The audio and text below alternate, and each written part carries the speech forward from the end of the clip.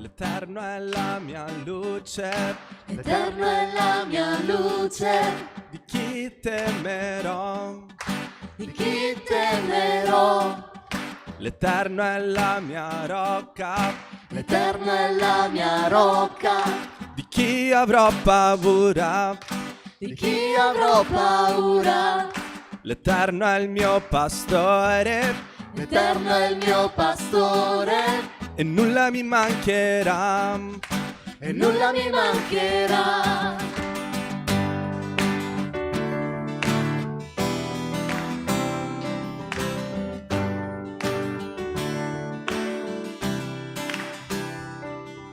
L'Eterno è la mia luce, di chi temerò? L'Eterno è la mia rocca, di chi avrò paura? L'Eterno è il mio pastore e nulla mi mancherà. La forza della mia vita.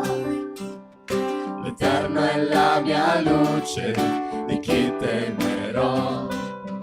L'Eterno è la mia rocca, di chi avrò paura? L'Eterno è il mio pastore e nulla mi mancherà. La forza della mia vita, anche se mi troverò nelle prove, nelle difficoltà, mi rialzerà con il suo amore, la sua grazia mi sosterrà. La mia speranza è in te, Signore, ogni giorno ti invocherò. Nelle tue promesse confiderò, sempre sarai con me. L'Eterno è la mia luce, di chi temerò? L'Eterno è la mia rocca, di chi avrò paura? L'Eterno è il mio pastore e nulla mi mancherà.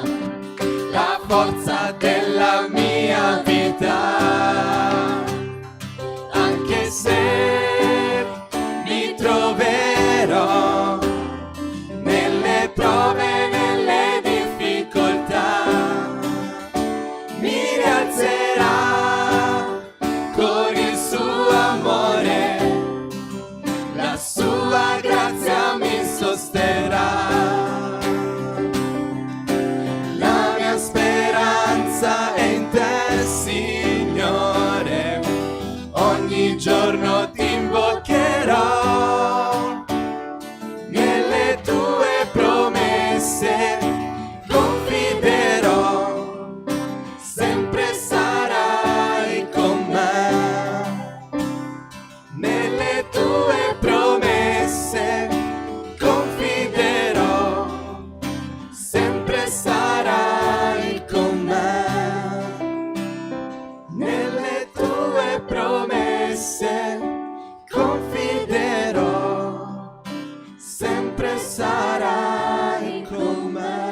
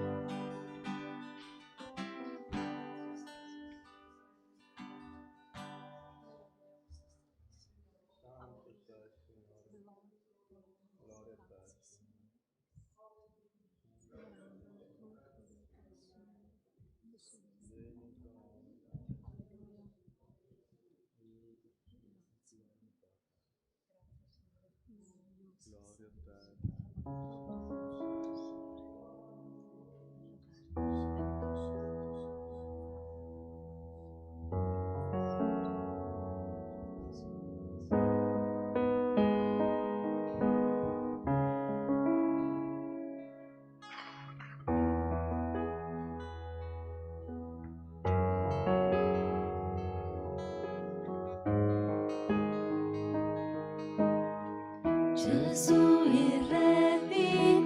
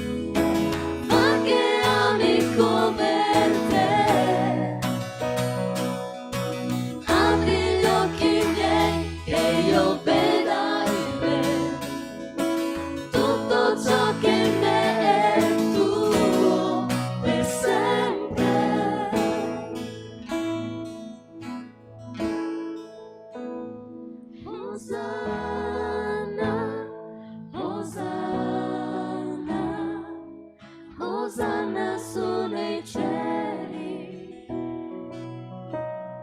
Osanna, Osanna, Osanna su nei cieli.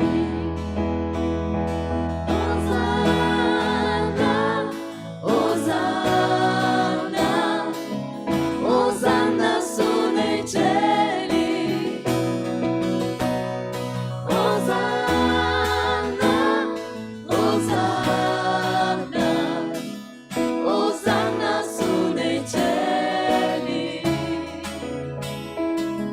Osanna su nei cieli. Osanna su nei cieli. Osanna su nei cieli.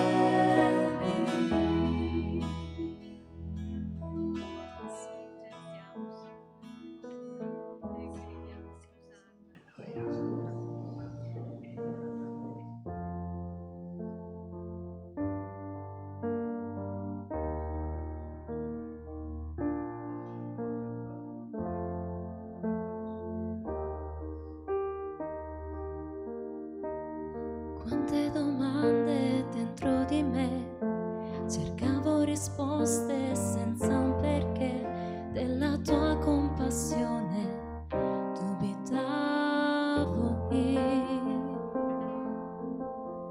Potevo sentire il dolore che causava ferite nell'anima e mi chiedevo, il mio Dio dov'è?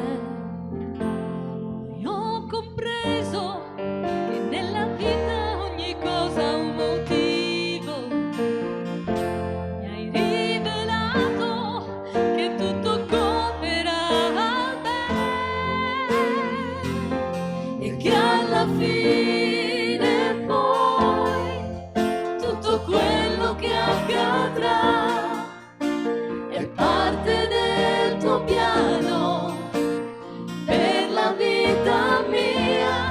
La guida troverò solo nella tua parola. Il meglio sei per me, la mia fiducia io ripongo in te.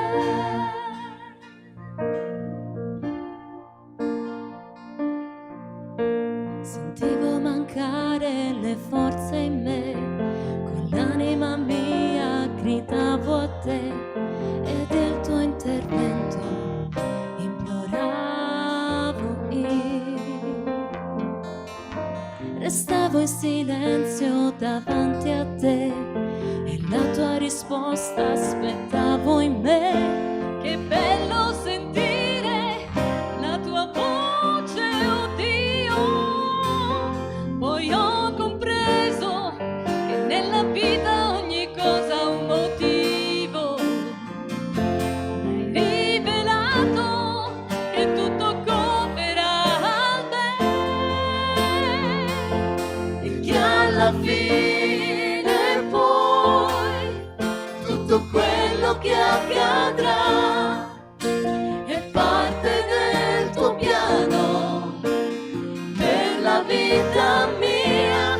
La guida troverò solo nella tua parola.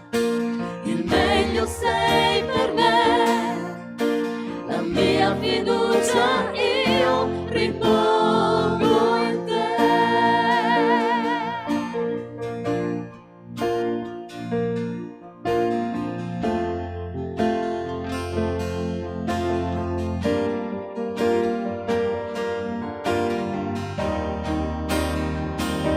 E che alla fine poi tutto quello che accadrà è parte del tuo piano per la vita mia.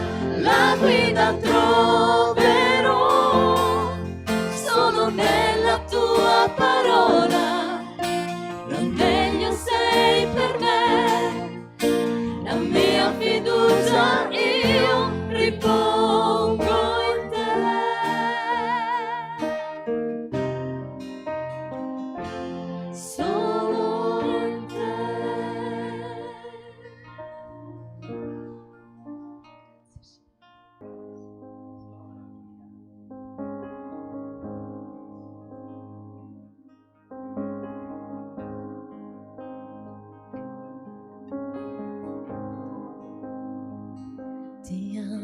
Dio. La tua grazia mai mi manca, i giorni miei tenuti nelle mani tue. Dal momento in cui mi sveglio al calare della sera, io canterò della tua bontà. Nella mia vita sei fedele, nella mia vita sei così buono, nel respiro più profondo io canterò della tua bontà.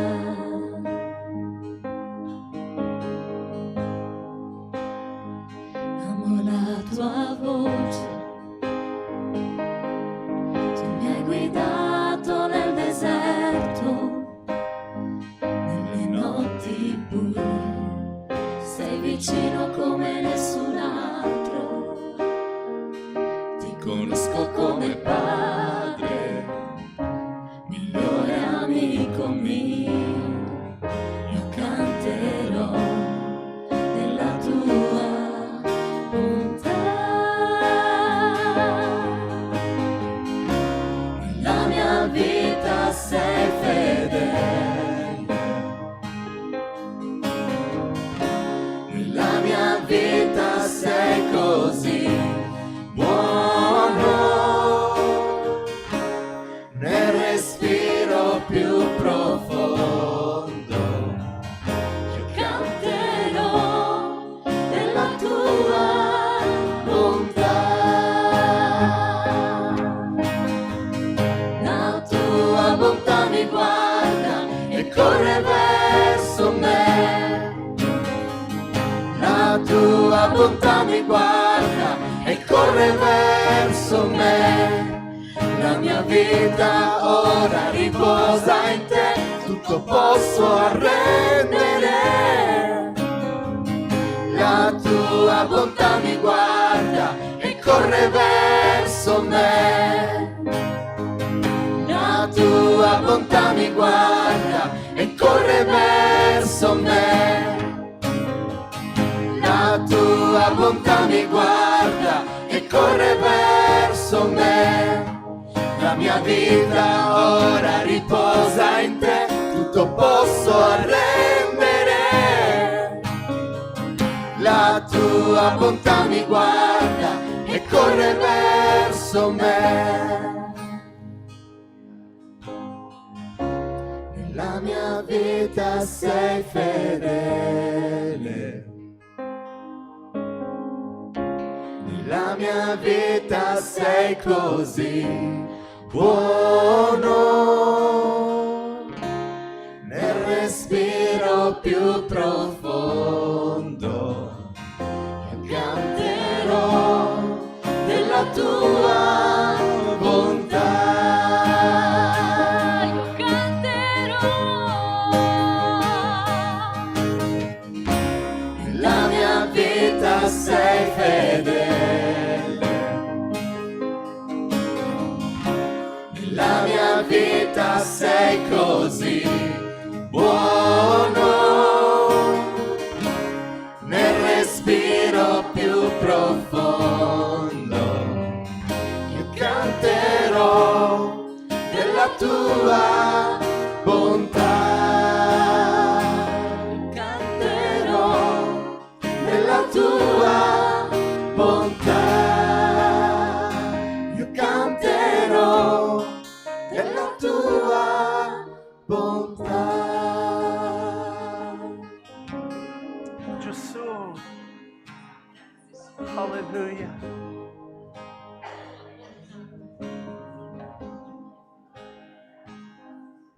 Alleluia.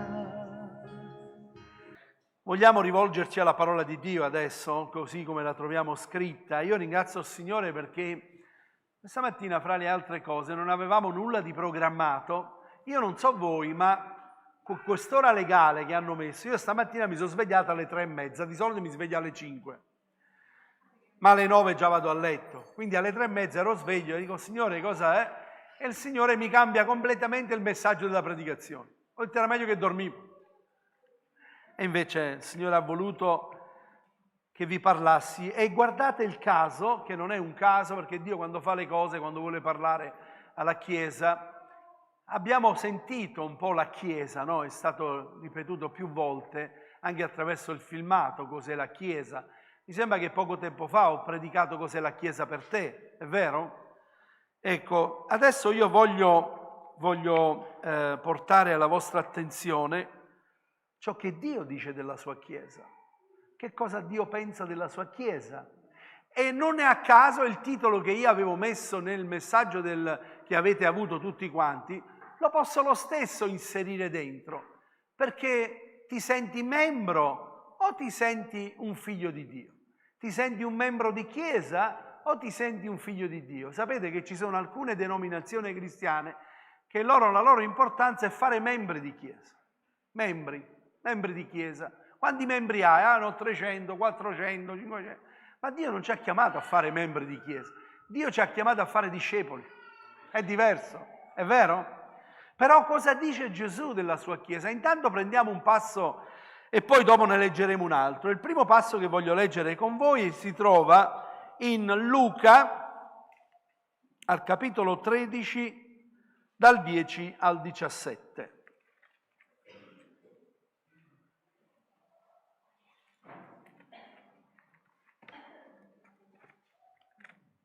Vangelo di Luca, capitolo 13, dal 10 al 17. Or egli insegnava in una delle sinagoghe il giorno di sabato, ed ecco vi era una donna che da 18 anni aveva uno spirito di infermità, ed era tutta curva e non poteva in alcun modo raddrizzarsi. Or Gesù vedutala la chiamò a sé e le disse, donna, tu sei libera dalla tua infermità. E pose le mani su di lei ed ella subito raddrizzata e glorificava Dio. Ma il capo della sinagoga, indignato che Gesù avesse guarito il giorno di sabato, si rivolse alla folla e disse, vi sono 6 giorni in cui si deve lavorare, venite dunque in quelli a farvi guarire e non il giorno del sabato. Allora il Signore gli rispose e disse, ipocriti, ciascun di voi non slega il sabato dalla mangiatoia il suo bue o il suo asino per condurla a bere? Non doveva quindi essere sciolta da questo legame in giorno di sabato, costei che è figlia di Abramo e che Satana aveva tenuto legato per ben 18 anni? E mentre egli diceva queste cose, tutti i suoi avversari erano svergognati. Tutta la folla invece si rallegrava di tutte le opere gloriose da lui compiute. Ora leggiamo l'altro passo della scrittura, Matteo capitolo 21 dal 12 al 14.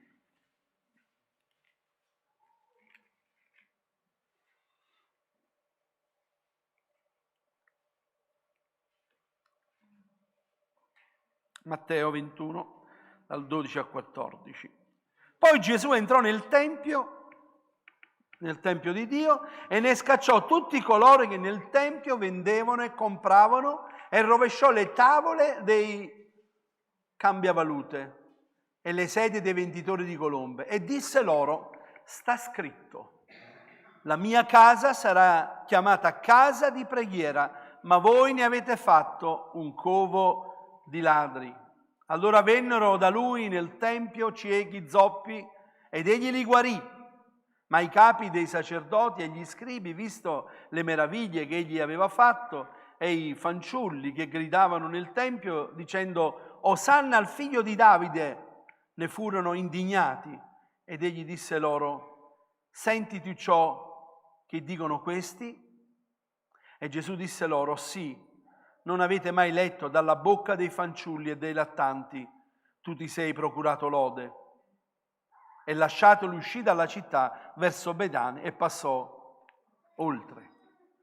La prima cosa che voglio condividere con voi è che stiamo parlando di chiesa. Gesù era nella sinagoga e stava insegnando.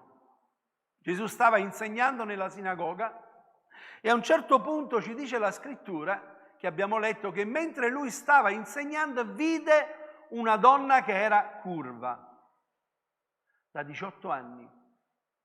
Ora, quello che noi vogliamo, questa mattina, quello che voglio passarvi, è ciò che lo Spirito Santo ha messo nel mio cuore, è questo, che Gesù ha fermato l'insegnamento. Ora, quando io il giovedì faccio lo studio biblico, io, qualcun altro, chiunque sta facendo qualcosa, difficilmente si ferma perché riesce a vedere in qualcuno in mezzo a noi che sta soffrendo, che sta vivendo male, che sta vivendo una situazione difficile. E penso che nessuno a un certo punto si ferma dallo studio, blocca lo studio e cosa fa? Chiama e libera questa persona. Va contro ogni logica umana, o meglio, va contro ogni rito religioso. Mi state seguendo? Perché voglio dirvi questo? Perché innanzitutto in mezzo a noi, ogni volta che noi siamo qui, c'è la presenza del Signore. E tu potrai sfuggire al pastore della Chiesa, allo sguardo, al mio sguardo, io non posso magari pensare quello che tu stai vivendo, ma il Signore no, perché il Signore conosce e sa quello che tu stai vivendo. E per il Signore è più importante fermare qualcosa e guarire e liberare, perché tu sei più prezioso di quello che tu possa immaginare. Lui ferma completamente, si blocca completamente. E che cosa fa? Chiama questa donna che da ben 18 anni era in quelle condizioni. E che cosa fanno gli scribi, i farisei? Cosa fanno? Iniziano ad elencare la legge, a dire ci sono 6 giorni, come se questa donna per gli altri 6 giorni non fosse mai andata al Tempio. Ma non c'è stata una guarigione. Non c'è stato nessuno che si abbia preso cura di lei o abbia potuto guarirla. Gesù non è così. Allora la mia domanda è: come vede Gesù la Chiesa? Che cos'è per Gesù il Tempio? Che cos'è per Gesù la sinagoga o la Chiesa come la chiamiamo noi oggi? Ti dico io quello che lui vede. Gesù non ha costituito la sua Chiesa non per celebrare dei riti religiosi. La sua Chiesa è una casa dove vengono accolti coloro che sono abbandonati, imprigionati dal peccato, afflitti e disperati. Gesù ha stabilito la sua Chiesa e l'ha chiamata, se voi avete notato, che Gesù ha detto, quando ha preso quella cordicella e ha cacciati tutti fuori, Gesù ha detto: la mia casa sarà chiamata una casa di preghiera, di adorazione. Gesù non la chiama chiesa. Gesù mette in evidenza che la chiesa è una casa, è un luogo dove noi stiamo insieme. E la casa, noi sappiamo, riveste da sempre molteplici dei significati che vanno ben oltre l'idea del luogo fisico. Se si pensa a una casa non si presentano alla mente solo pareti, porte, tetti, finestri, ma piuttosto visi, odori, colori, sensazioni ed emozioni. La casa è sicurezza, è espressione di sé, ma anche spazio vitale per imparare o condividere con altri. La casa ti fa sentire a proprio agio, avvolge, ti coccola. La casa dà un senso di intimità e di sicurezza, è un rifugio la casa, o meglio dovrebbe essere un rifugio la casa. Quando torni da lavoro, vai a casa, ti togli le scarpe, sei libero a casa, sei a casa tua. Quando vai dalle ferie e torni, non vedi, devo tornare a casa. Gesù ha stabilito la sua chiesa e l'ha chiamata casa, perché tu quando vieni qua ti devi sentire a casa. Ti devi sentire in mezzo a dei fratelli, delle sorelle, devi sentirti a casa tua. Non è un albergo, non ha detto il mio albergo, io no, parla di una casa. Una casa. Ed è meraviglioso questo.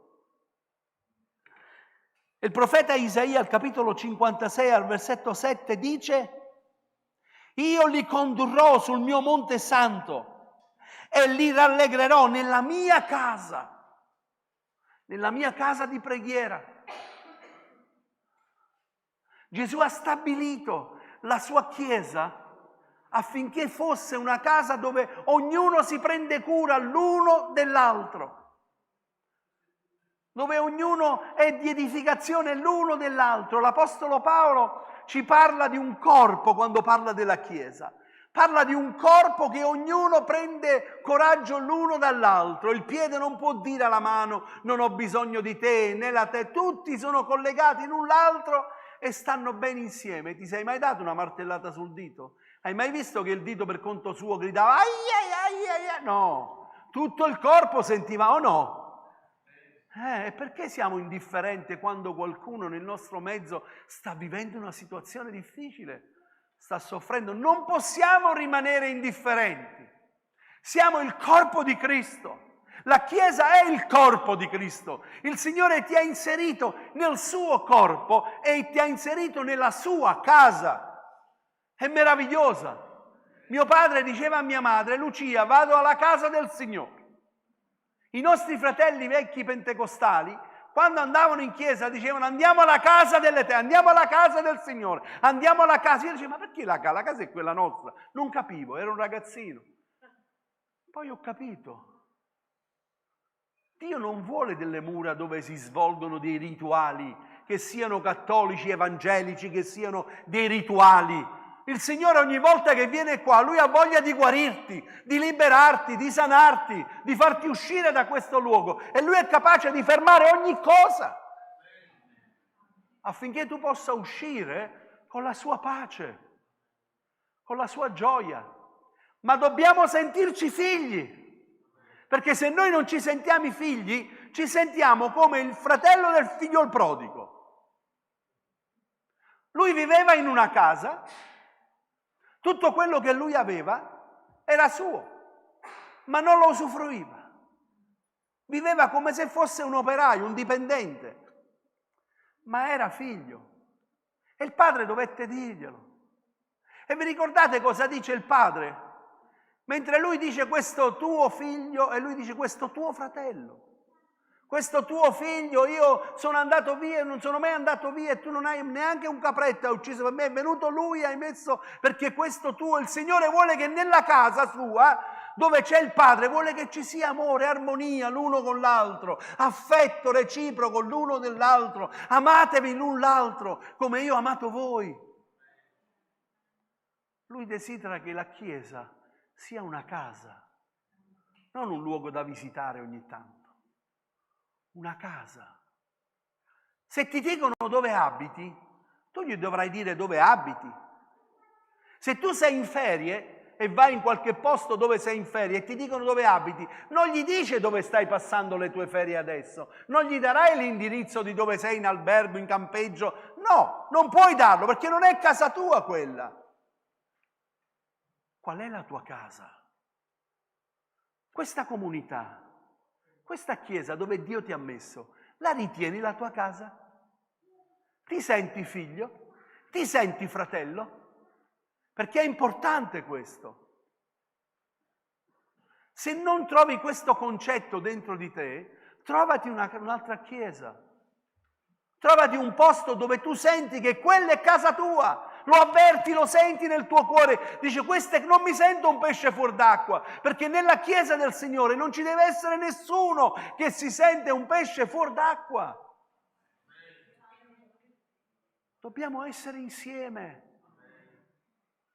Fratello, lo abbracci, ti voglio bene nel lavoro del Signore, una telefonata, un qualcosa, sentire. Com'è importante. La parola di Dio dice: Dio fa abitare, nel Salmo 68, versetto 6, Dio fa abitare il solitario in una famiglia, libera i prigionieri dalla loro prosperità, fa abitare il solitario e lo mette in una famiglia. Qual è la famiglia? La Chiesa. Ti porta nella sua casa e ti dà una famiglia. Vi sentite famiglia? Vi sentite in una famiglia? Perché se non lo è, il primo a chiederti scusa sono io. Il primo a chiederti perdono sono io. Gloria a Dio, benvenuta in mezzo a noi. Il primo sono io a chiederti perdono, perché ho sbagliato sicuramente. Il Salmo 113, versetto 9 dice: egli fa abitare la donna sterile in una famiglia, perché non può avere figli, ma guardate cosa dice: quale madre felice di figli. Egli fa abitare la donna sterile in una famiglia, quale madre felice dei figli. Sai perché? Perché i figli degli altri diventeranno i tuoi figli. Perché non hai potuto avere figli, ma i figli degli altri saranno come i tuoi figli. Sarai dentro una famiglia e tu amerai quei figli come se fossero tuoi. Io qui ho visto ragazzi, quando sono arrivati in chiesa qua 23 anni fa, erano dei ragazzini così, e sto parlando di Gildo, sto parlando di Adriano, sto parlando di suo fratello che non c'è questa mattina, Pietro, e altri qui, li ho visti ragazzino, Riccardo, piccolini così. Oggi sono uomini sposati, con figli, e vogliamo ringraziare il Signore. Amen. Perché crescono nella Chiesa, nella famiglia del Signore. E tu devi sentirti parte integrante della Chiesa. È importante, perché tu non sei un membro di Chiesa. Tu sei un figlio di Dio. Sei una figlia di Dio.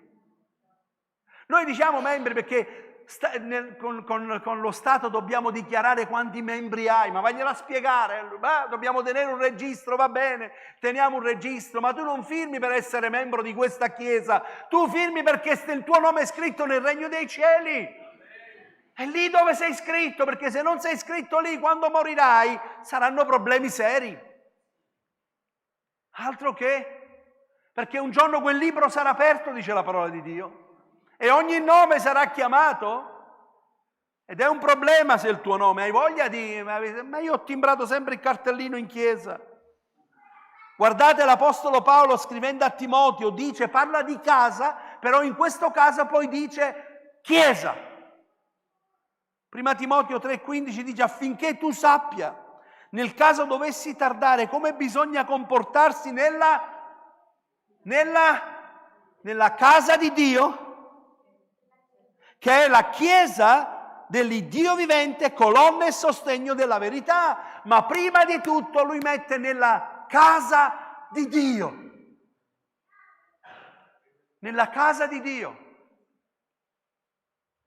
Come mi comporto io nella Chiesa? Come vivo la Chiesa? Che cosa sto facendo per essa? Cosa sto dando per essa? Perché Dio ti ha salvato, l'abbiamo fatto in uno studio, i doni.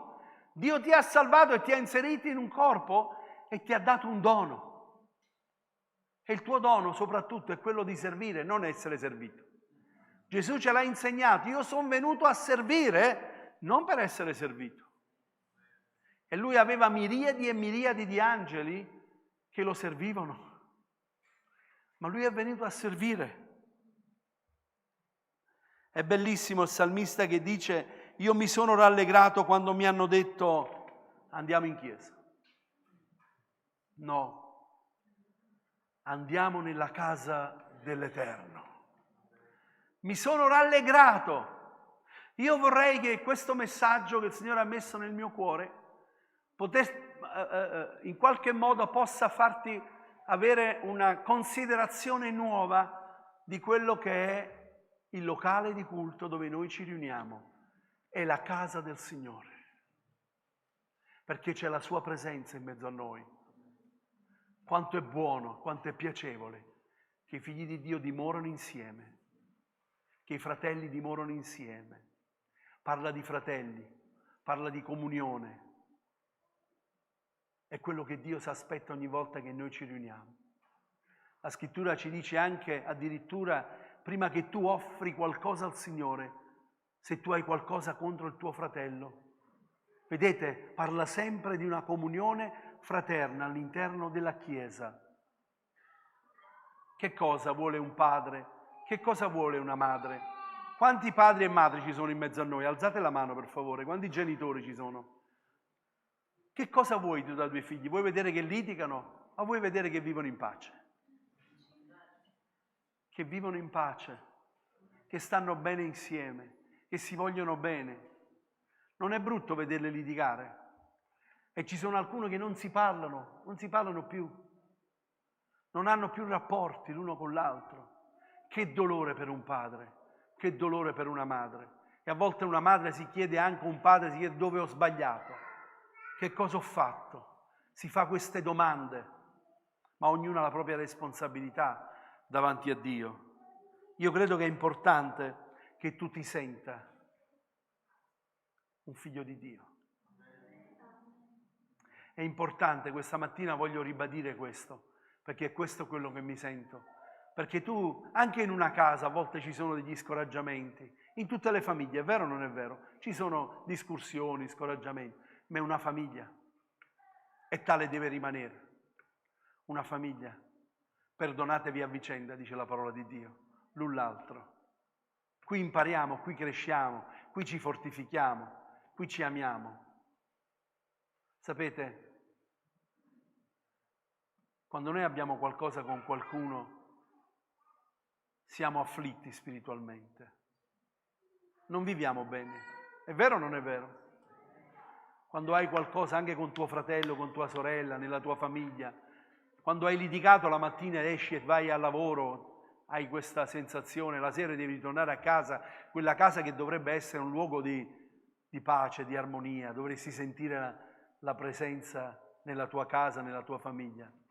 Noi stiamo vedendo, oggi viviamo, che degli omicidi proprio all'interno delle case, delle famiglie, chi uccide, chi toglie la vita alla moglie, è qualcosa di incredibile, sta diventando perché?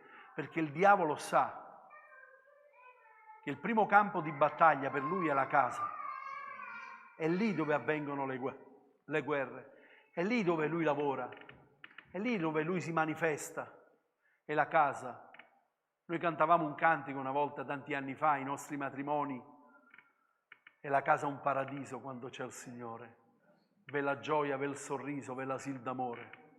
Lo cantavamo ai matrimoni questo cantico, è la casa un paradiso, è vero. Quando c'è la presenza del Signore. E il Signore ha desiderato e ha voluto, e Lui sottolineo, la mia casa sarà chiamata casa di adorazione, casa di preghiera. Quella donna era entrata e stava svolgendo un culto, si stava svolgendo un insegnamento. Gesù si è fermato, perché Gesù, quello che ha a cuore è la tua vita. Gesù ha a cuore. Vedete, ho considerato una cosa dopo tanti anni di ministeri, dopo tanti anni che vivo in una chiesa, sono credente da tanti anni, abbiamo dato sempre molto più importanza alla dottrina.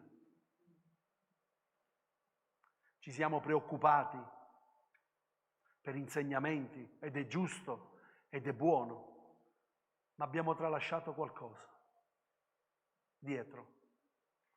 Forse un abbraccio. Qualcuno a volte ha bisogno più di un abbraccio che di una parola che viene. Ma sai, fai così. Ma sai, devi. Forse qualcuno in quel momento ha bisogno di un abbraccio. Ha bisogno di sentirsi abbracciato. Questa donna erano 18 anni, che era curva. Provate a immaginare che vita viveva questa donna. Qual era la sua condizione? E io amo il Signor Gesù. Io amo il Signor Gesù. Quanto ancora dobbiamo imparare da Lui? A fermare ogni cosa, a scendere e abbracciare chi sta soffrendo. Gesù lo ha fatto. Gesù si trova a camminare verso un funerale. A lui lo stavano esaltando, stavano incoraggiando e lui vede una donna che l'unico figlio che aveva era morto. Gesù non passa indifferente, non passa oltre. Gesù si ferma. Donna, non piangere. Come fai a dire a una donna che ha perso un lutto, l'unico figlio che aveva, vedova, non piangere? Perché Gesù si commisera. Perché Gesù sa che cosa significa il termine compassione. Noi a volte usiamo questo termine, ma non sappiamo nemmeno il significato vero e profondo della parola stessa, compassione. Spendi un po' più di tempo con chi ti è vicino, cerca di ascoltarla un po' di più. Ti posso assicurare per esperienza, quando mio padre è andato con il Signore, mia mamma no, ma mio papà aveva una differenza di età troppo grande. Lui non mi chiamava nemmeno per nome.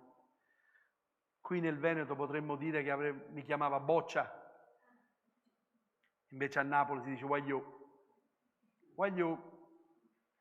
Non mi chiamava nemmeno per nome.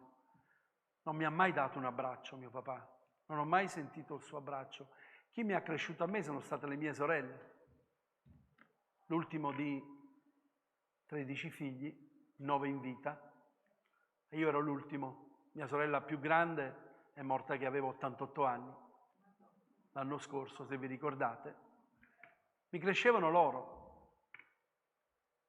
E quando sono venuto nel Veneto, quello che avevo in cuore da dire a mio papà, mi sono liberato scrivendogli.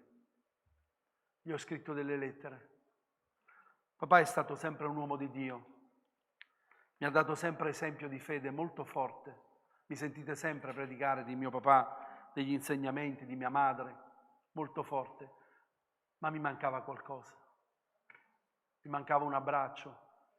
Mi mancava, quando io andavo da lui e dicevo papà devo dirti una cosa, mi diceva l'hai detto al Signore? Vai da lui. E io dovevo andare dal Signore. Papà, ma io voglio parlare, vai prima dal Signore. E io gli ho scritto queste cose. E io ho ancora le sue lettere. E io ringrazio il Signore perché mi sono fatto coraggio e gli ho scritto quelle cose prima che lui andasse con il Signore. Perché lui mi ha chiesto perdono. Mi ha detto papà ti perdono, ti chiedo perdono.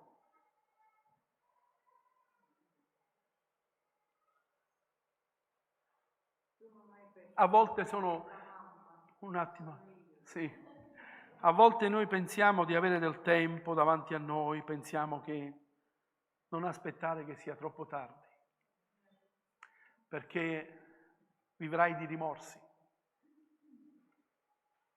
Abbraccialo finché puoi, ascolta finché puoi, resisti finché puoi, non ti preoccupare se anche ti dice qualcosa che non ti preoccupare, ma tieni stretto, forza, ama. Il Signore ha costituito la sua Chiesa affinché la sua Chiesa emanasse il suo amore. Da questo vedranno che siete miei discepoli, dall'amore che avete gli uni verso gli altri. Non da come siete indottrinati, non da quanta conoscenza avete della Bibbia. Ne ho visti tanti che si sono alzati, sono arrivati anche a livelli così alti e poi sono caduti. E si sono fatti male. Signore, tienici per terra, che ognuno di noi possa svolgere quel ruolo che Dio l'ha chiamato. Tu sei importante per questa Chiesa. Dio ti ha portato qui e se tu non ti senti figlio di Dio in questa Chiesa, ti senti semplicemente un membro, io ti chiedo perdono con tutto il cuore. Perdonami, forse io avrò le mie colpe, ma non è così per il Signore. Dio invece ti ha chiamato, ti ha salvato e ti ha stabilito per essere uno strumento nelle sue mani. Meraviglioso. C'è tanto da fare, c'è tanto da lavorare, c'è tanto da impegnarsi per l'opera di Dio. Adesso avremo 5 concerti. C'è bisogno di chi smonta, chi monta, chi porta, chi sposta, chi porta di qua. Abbiamo tanto da fare. 6 concerti. Beh, quello delle carceri credo che fanno entrare soltanto chi canta, quindi... Però peraltro, credetemi, quando finisce un concerto c'è da togliere tutta la strumentazione, tutte le cose, e ringrazio il Signore per Nino, per Gildo, per i fratelli che si mettono tutti, che arrivano qua e rimontano tutto per il culto la domenica, pensate. Ma c'è tanto bisogno della tua testimonianza, della tua preghiera, del tuo incoraggiamento. Questa mattina voglio dirti questo, prima che concludo questo messaggio, che a Dio tu non gli sfuggi. Puoi sfuggire agli altri, puoi sfuggire alla persona che è vicino a te, che magari ti ha visto piangere ma non se ne è accorto, o non ha voluto nemmeno accorgersene. Ti è mai successo, stando in chiesa, che tu stavi in una situazione difficile, stavi quasi per piangere e quello vicino a te ti ha messo una mano sulla spalla? Hai sentito come se fosse il tocco del Signore, è vero o non è vero? Ti è mai successo? Perché Dio ci ha chiamati a questo e siamo strumenti nelle mani del Signore. A volte basta una sola mano, basta una parola, un incoraggiamento, un sostegno. Io sono con te. Questa mattina tu potrai sfuggire a quello che è vicino a te, a quella che è vicina a te. Magari sei sfuggito addirittura a tuo marito, a tua moglie. Lacrime che a volte tu hai nel tuo cuore, non hai al Signore, no. Non sfuggono le tue lacrime, perché dice la sua parola che Lui li conservi in un otro. Non sfuggono. E questa mattina il Signore sta guardando il tuo cuore ed è pronto a guarirti. Alziamoci in piedi.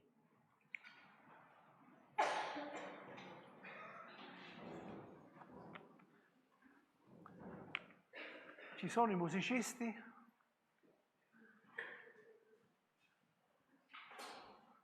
Alleluia. Possiamo cantare Non c'è un luogo? Alleluia.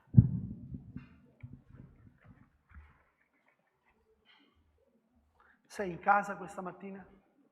Ti senti in casa? Ti senti nella casa? Vorrei che mentre cantiamo, per favore, ogni occhio sia chiuso, ogni capo chino. Se questo messaggio è stato il tuo messaggio,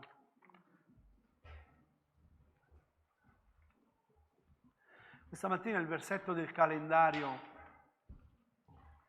quando lo sono andato a prendere, non so se lo avete letto, ma il versetto del calendario dice così: il Signore sostiene tutti quelli che cadono e rialza tutti quelli che sono curvi. Abbiamo parlato di una donna che era curva da 18 anni. E il Signore ti sostiene e ti rialza. Il Signore rialza il tuo capo questa mattina.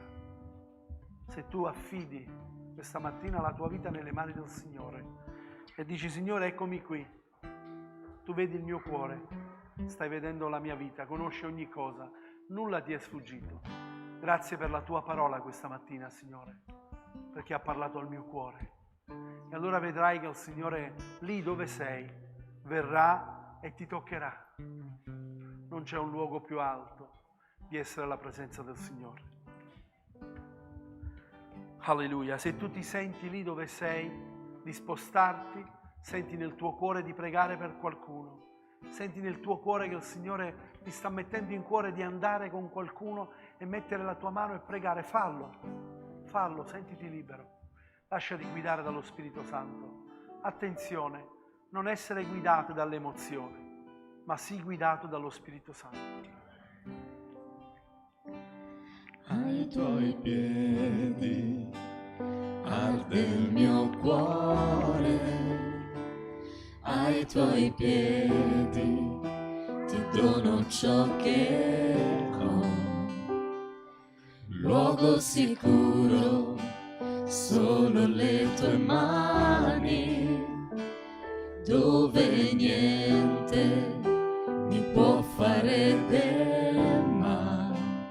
Mi perdonasti, mi accettasti alla tua presenza, mi rialzasti ed io mi prostro ad adorarti. Non c'è un luogo più alto, più grande, che stare ai piedi tuoi, che stare ai piedi tuoi. Non c'è un luogo più alto, più grande, che stare ai piedi tuoi, che stare ai piedi tuoi.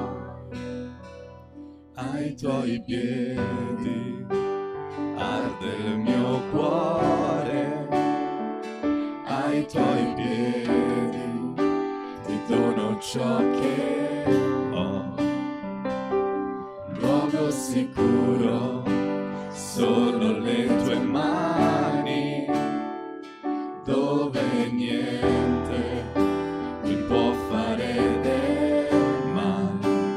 Mi perdonasti, mi accettasti alla tua presenza, mi rialzasti ed io mi prostro ad adorarti. Non c'è un luogo più alto, più grande, che stare ai piedi tuoi, che stare ai piedi tuoi. Non c'è un luogo più alto, più grande, che stare ai piedi tuoi, che stare ai piedi tuoi. E qui io voglio restare prostrato ai tuoi piedi. E qui io voglio restare ai piedi di Cristo.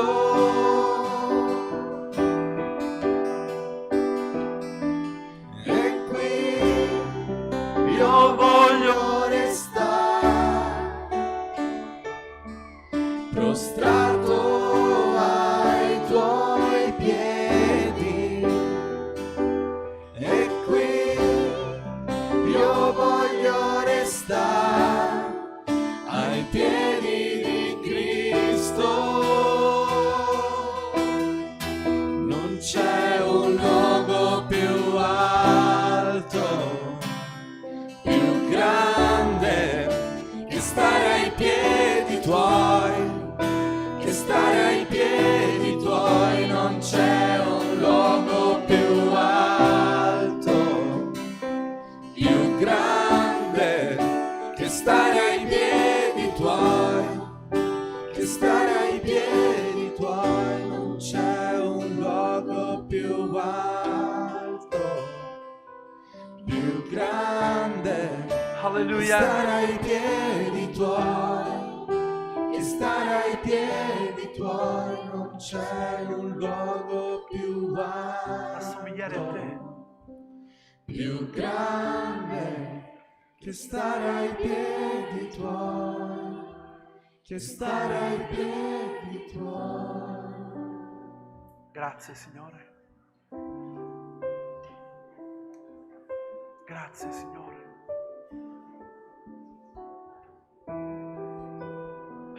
Signore, tu hai stabilito che la tua Chiesa sia una casa, sia un luogo dove tutti possono trovare ristoro, dove possono essere guariti, liberati, sanati, ristorati. E noi vediamo quando c'è bisogno, Signore, di questo. Signore, tu hai stabilito che la tua Chiesa sia all'immagine del tuo Figlio Gesù Cristo. E noi, Signore, vogliamo imparare da Lui. Vogliamo emanare quell'amore, quel profumo che Lui emanava. Signore, aiutaci come Chiesa ad essere una Chiesa gradita a Te. Una Chiesa dove Tu vivi nel mezzo e dove si manifesta la Tua gloria in mezzo a noi, Signore. Perché questa è la Tua Chiesa. La Tua Chiesa non è fatta da riti, da cerimonie. Tu hai stabilito la Tua Chiesa dove regna il Tuo amore, dove il Tuo Santo Spirito si muove per guarire, per liberare, per sanare. E noi Ti preghiamo, Signore. Io Ti prego per quanti questa mattina, Signore, hanno ancora bisogno di sentirsi figli, hanno ancora bisogno di comprendere il motivo della salvezza, di non appartenere ad una chiesa, ad una denominazione locale, ma di appartenere a Te, Tu che sei il capo del corpo, Signore. Signore, aiutaci a comprendere a quale alta e superna vocazione Tu ci hai chiamati per essere figli Tuoi, per essere sale e luce della terra. Grazie per questo culto che abbiamo avuto questa mattina. Signore, grazie per come Tu hai parlato al mio cuore, al nostro cuore questa mattina. E Ti chiediamo, Signore, che questa parola possiamo custodirlo nei nostri cuori. Possiamo ancora, Signore, esaminarla e possiamo confrontarci su questa parola. E possiamo darti ancora di più, Signore, di noi, perché Tu Ti sei dato tutto e pienamente per ognuno di noi. Grazie, Padre, nel nome di Gesù. Amen. Gloria a Dio, il Signore ci benedica. Buona domenica, Anna, sì? Gloria a Dio. Amen.